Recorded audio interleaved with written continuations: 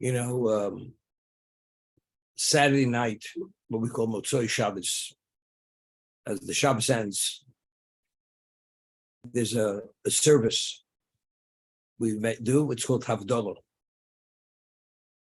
We declare a separation of time between time of holiness and time of ordinariness. And there's a question, everybody agrees that tonight, the Kiddush we say is a Torah obligation. Every Jew, man and woman, must acknowledge the entry of the Shabbos.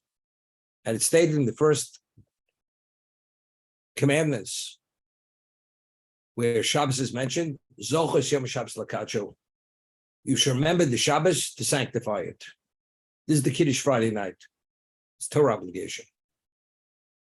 There's an argument among the earlier commentators and the sizers. What about the Havdalah service? Is that a Torah obligation or is that still rabbinical? Because the Talmud says, just as you must acknowledge the Shabbos on the entry, you must acknowledge Shabbos at the exit, when it exits. So everybody agrees at the entry point, it's a Torah law. That's a positive commandment. Does that positive commandment extend also to the termination of Shabbos? You have to acknowledge it's being concluded. And that's comes about when you make that statement. That's called Havdalah. Now, this concept of discernment. A woman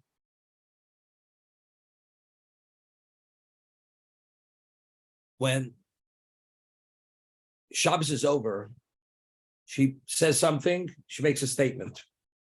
Because she's waiting for her husband to say Havdalah when he comes home of the cup of wine. She says, Baruch hamavdol ben kodesh l'chol. Blessed is he who separates between kodesh and chol.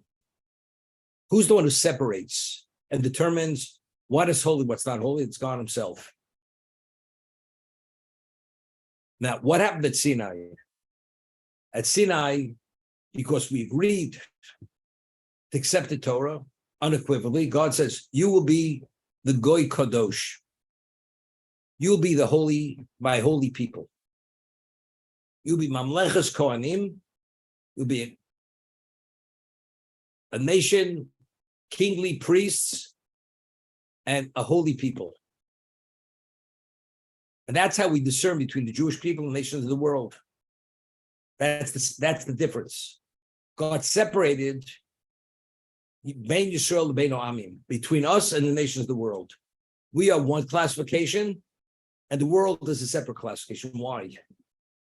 You know, Israel belongs to the United Nations as these other nations belong to the United Nations. It's not where you belong, it's who you are. That is the difference. Just as the Shabbos is holy, because that was designated by God as being that special day of holiness, because God has a special relationship with that moment in time. Identically, of the nations, he was Mavdil Bein Yisrael Amim. He separated between the Jewish people and the nations of the world. This is the concept. Saturday night, before we come home and we say the conventional Havdalah service on a cup of wine, there's a paragraph which we insert in the Amidah within the first blessing of supplication. We say that Tabdil Hashem Elokeinu ben kodesh l'chol. God separated between kodesh and chol, what's holy and what's ordinary. Ben or l'choshech, between light and darkness. We find the beginning of creation. God separated between day and night. Initially, it was intermingled, day and night. He designated the day period and the night period. So he separated between light and darkness. Ben Yisrael Amim. He separated between the Jews and the nations of the world. Same concept, separation. Ben Yom HaShvius Shema Yimei HaMaser, the seventh day, where creative activity is not permitted, and the days of action that you're permitted to be creative. During the week, we're permitted to be involved in creative activities. the 39 categories of creative activities, whether it's plowing, reaping, sowing, meaning planting, writing, building, whatever, cooking. These are creative activities. On Shabbos, the seventh day comes, you're not permitted. So the weekday is called Sheish Yimei HaMaaseh, the days of activity. Shabbos is not a day of activity. You're not permitted to be involved in those activities. So the same way God separated what's holy and not holy, and between night and darkness, he separated between the Jewish people and nations in the world, and the seventh day from all the other days, which are days of activity.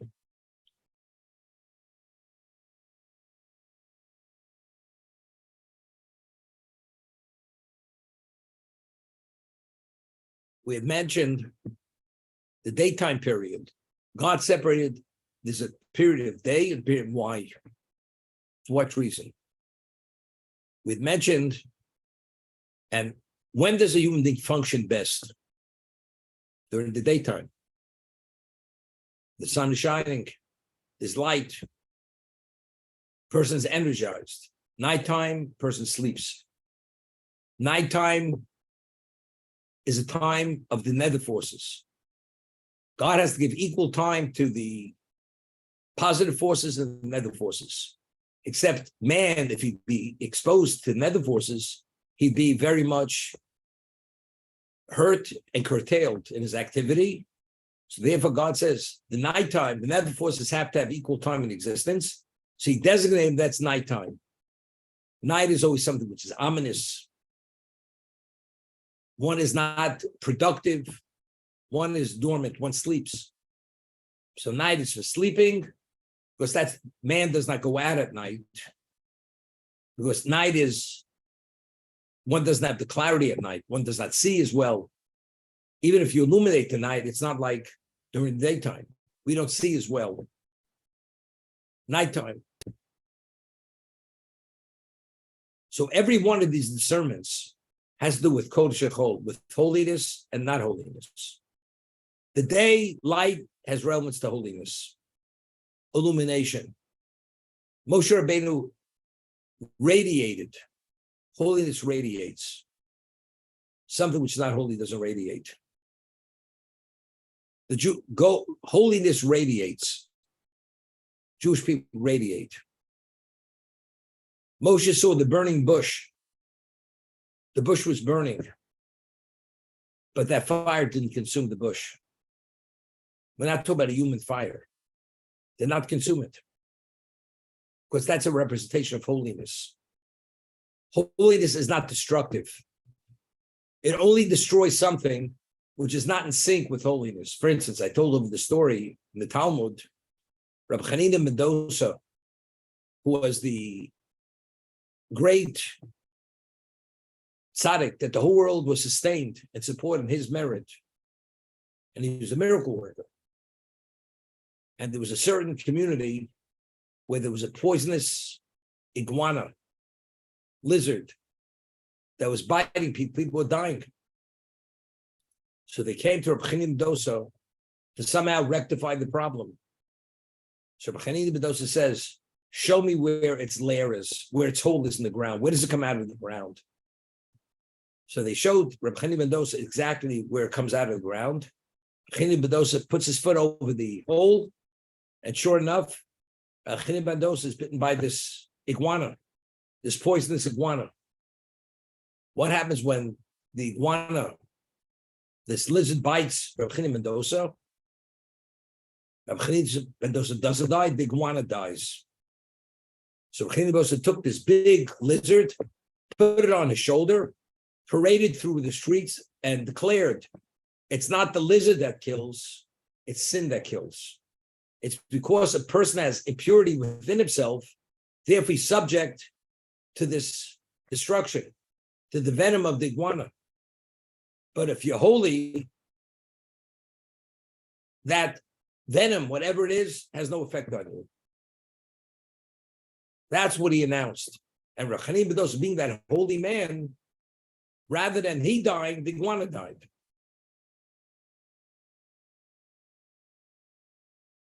So we speak about being vulnerable to be destroyed, subject to destruction. It's something which has that negative connotation. Day is what is life. Sun is life. Light is life. Darkness connotes death. When starts something is its vibrancy starts ebbing and starts going down. Lack of energy, things start getting dark. We speak about a brownout. Then you have a blackout. First, it's the brownout starts. When the energy sources are starting to be depleted, eventually you have a total blackout. When you have an infusion of positiveness, you have light. When that infusion lessens and goes to a trickle, it gets dark. Adam radiated. A radiance which had a semblance of God's radiance. Avraham Avinu radiated holiness.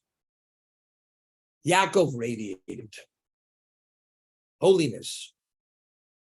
Moshe Rabbeinu was the ultimate level of radiance.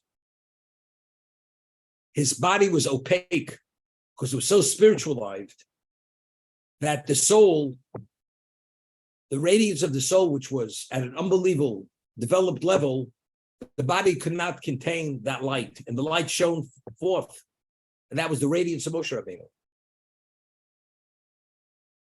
God discerned between light and darkness. Kodesh l'chol. Bein Yisrael la'amin. Bein Yom HaShvi l'Sheishi B'Maseh. That's Havdalah. We say Abdullah. The Jew says Abdullah.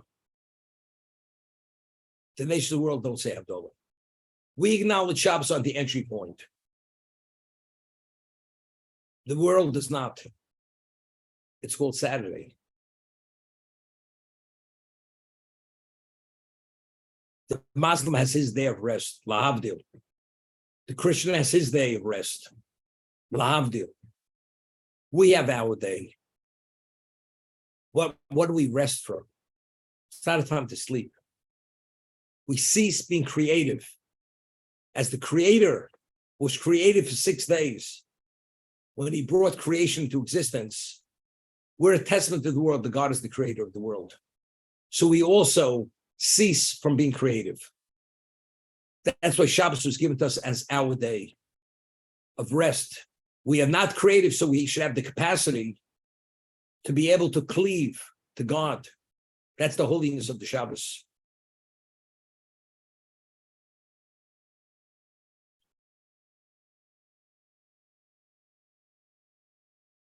When God created the world, everything was created in pairs, units.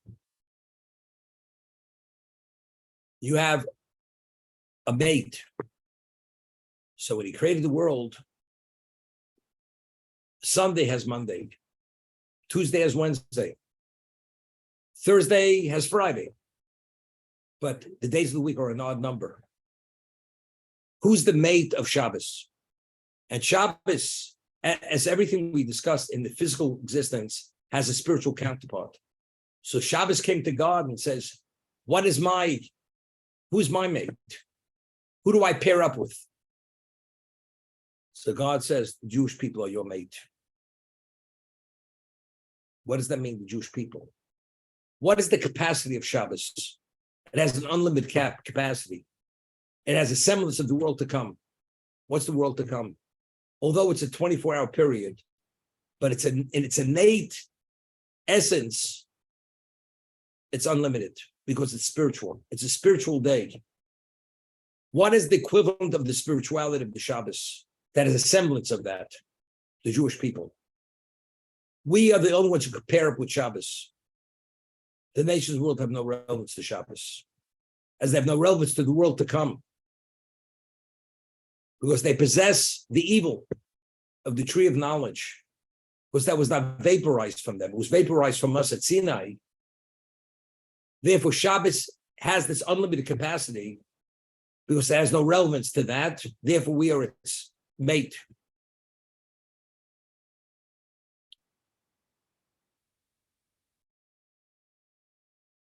The Minchas explicitly that every day it's called Yemei Hamas, Sheshes Yemei Hamaseh. So what's innate in a weekday? Those are the days man is meant to be productive.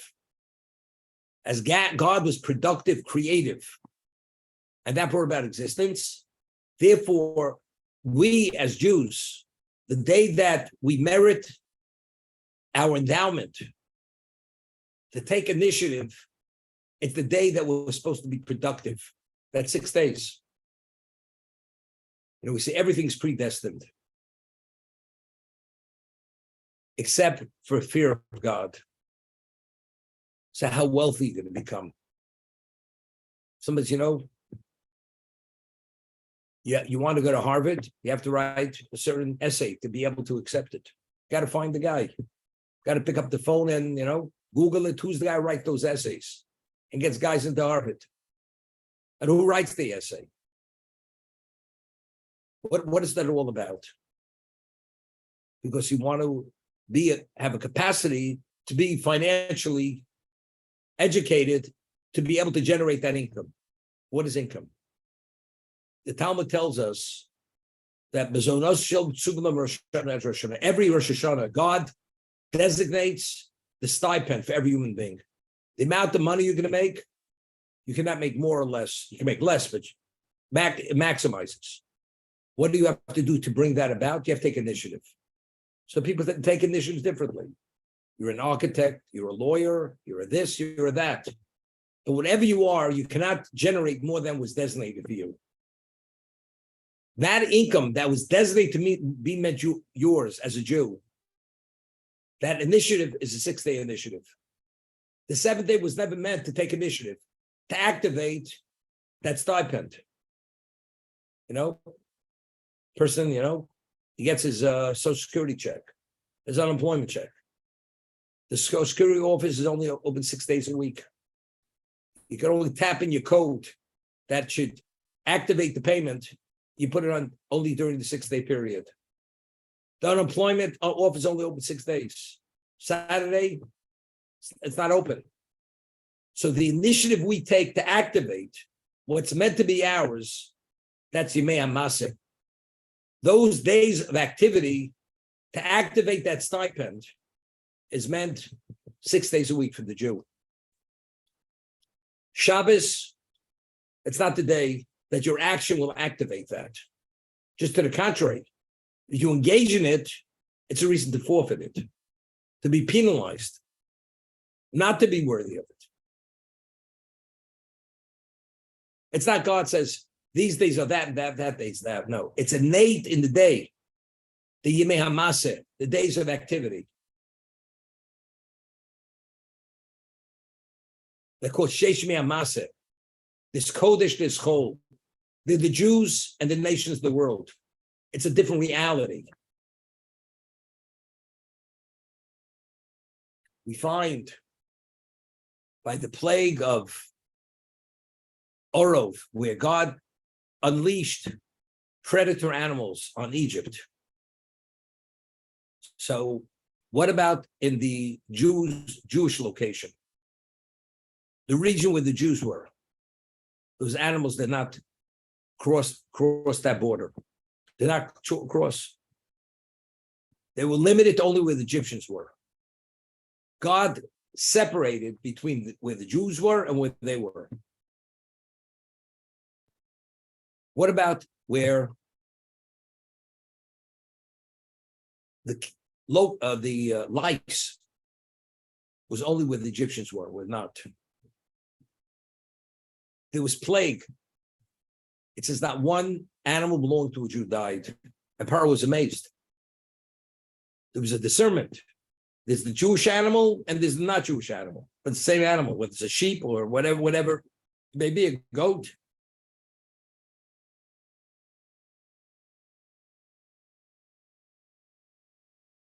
Talmud tells us that the person is truly a tzaddik, Hashem protects him and does not allow a spiritual pitfall to come to that person, that he should sin.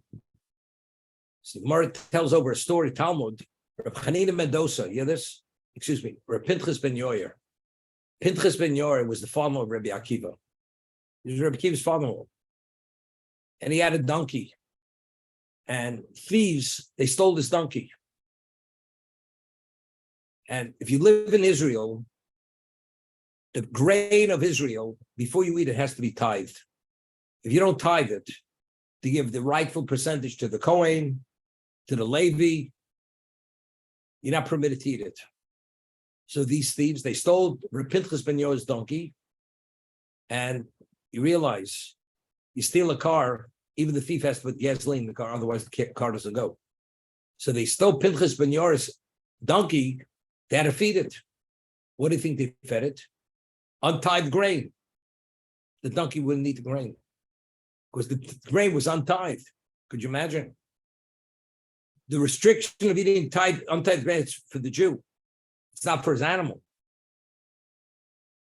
But because anything Reb Pinchas ben Yoel was associated with was an extension of himself, it had a sanctified value. Therefore, the donkey would not eat untithed grain. Not there's a provision. Even the animal of the tzaddik does not engage in anything which is inappropriate. His assets are spiritualized because they're his assets. They have a holy status. That's what it is. The Jewish people at Sinai, we became God's nation. We are God's people. It's like we're God's domain. If God is holy, his domain is holy. At Sinai, we became his holy domain. Asher kitshonu b'mitzvosav. The text we say when we say do a mitzvah, God has sanctified us with his mitzvahs, with his commandments. There's a sanctification. And there's a continuous sanctification. Every time you do a mitzvah, you're adding to that intensity and quality of that sanctification. And we advance, and that's what we spoke about. This is how we perfect, take the mundane, the physical, and we infuse it with holiness, and it becomes God's domain.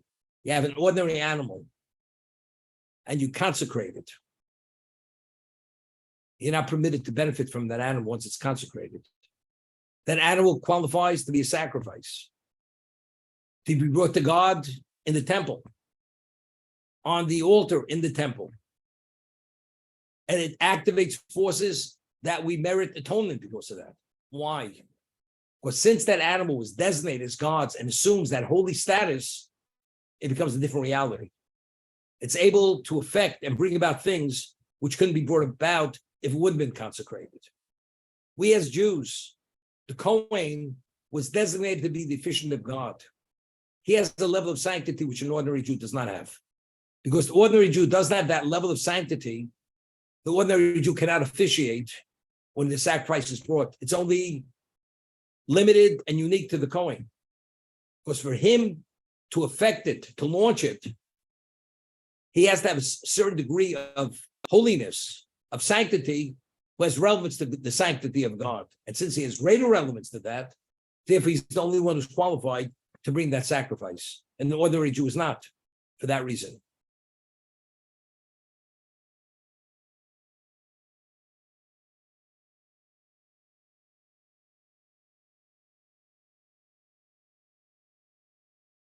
The insertion, originally we never had the insertion.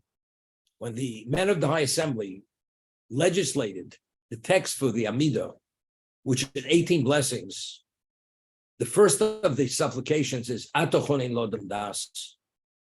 You endow man with understanding, with discretion, with insight. That's the first of the blessings. Initially, and that's where we insert the paragraph of Havdalah. God discerns separates between holiness and ordinariness, light and darkness, and so on and so forth. Why did Chazal Why did the rabbis choose to insert it in that particular blessing? So it's interesting to give you some historical background. When the Greeks conquered Israel during the Second Temple period, they impoverished us. They took all the vessels out of the menorah. They took everything out of the temple. And they taxed the life out of the Jews. The Jews were so impoverished, they couldn't afford wine for Havdalah. That's how poor they were. But a Jew has an obligation to say Havdalah. You have to acknowledge it. That's what Chazal, they legislated, the paragraph, they inserted in the Amidah. Today, that you're not able to say Havdalah in a cup of wine, because you can't afford it, you say it in the Amidah. And what blessing did they insert it? The first blessing of the supplication, which is asking God for endowment of understanding, retention, and discretion. So the Gemara asks, why did they choose that bracha? Why that blessing? Why not some of the other blessings? So the Talmud answers, Em ein lo das habdolah minayim. If you have no brains, you have no discretion, do you have the capacity to make discernment? If you have discretion, we can talk about discernment. If you have no discretion, it's all the same. It's all a bunch of hogwash. You got it?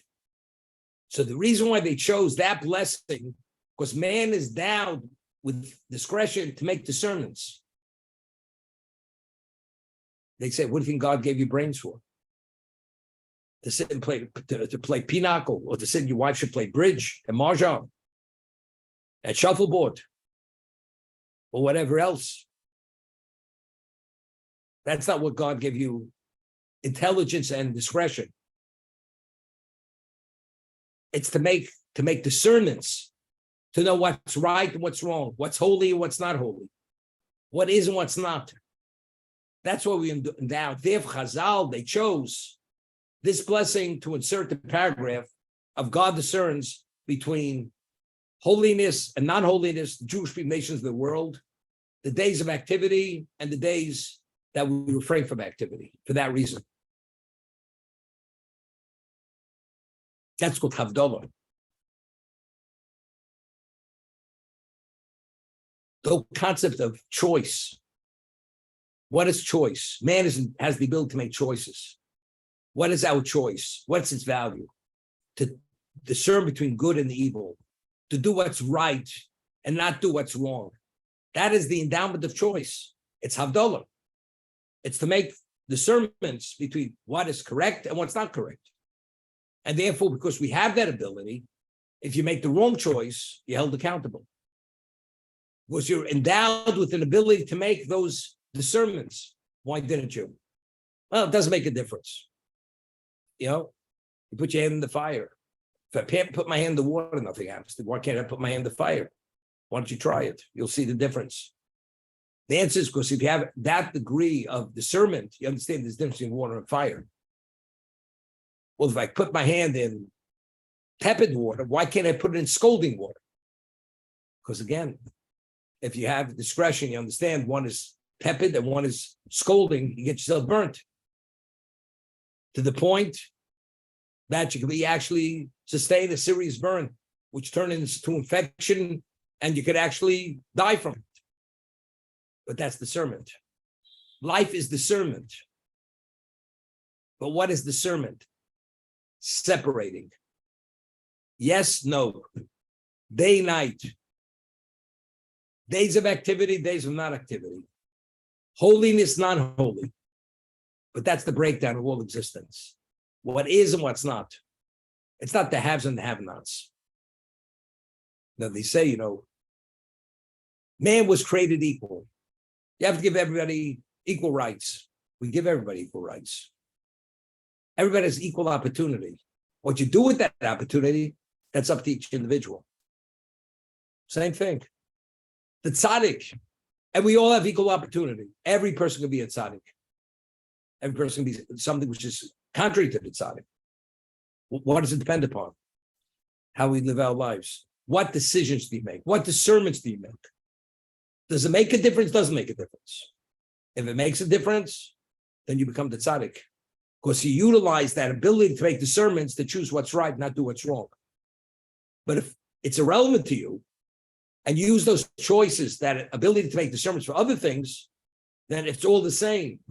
And even the negative has greater value than the positive. That person assumes another classification of person. It's called Russia. That person is classified as evil for that reason.